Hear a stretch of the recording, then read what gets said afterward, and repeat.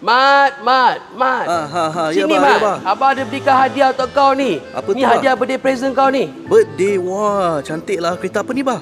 Ini ada Lexus 570. Tapi ini bukan Lexus biasa-biasa tau. Ini Black Sequence. Apa tu Black Tak Sequence? tahu Black Sequence? Abah bagi tahu kau. Black Sequence ni, kau tengok chrome kat tepi ni. Dia smoky.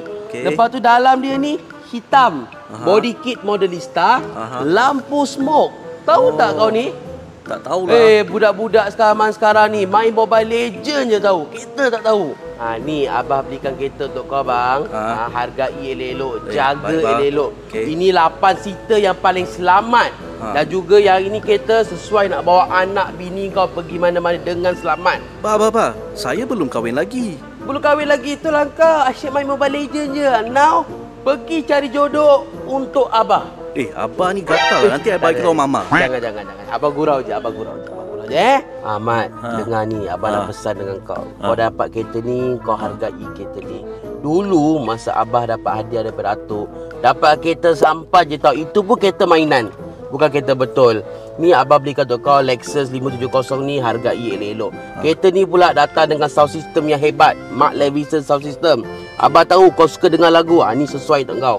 Okey, hati-hati jaga kereta elok. Wah, Abah, besarnya grafik kad ni macam kuda. Grafik kad kepala Abah kau. Ini engine lah. Mana pakai grafik kad? Ini V8 engine 5.7 liter tau. Horsepower dia dekat-dekat 400. Torque dia dekat-dekat dalam 100 tau. Apa pakai grafik kad? Mana ada Abah belikan anak kereta macam ni? Tengok, Abang baru cakap kereta dah kotor dah. Abah ni nak bagi ke tak nak ni? Tak keluar duit sendiri, tak dapat hargai kereta ni. Aduh.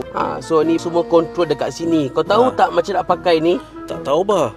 Kau ni tak tahu. Itulah Abah cakap engkau. Tak apa.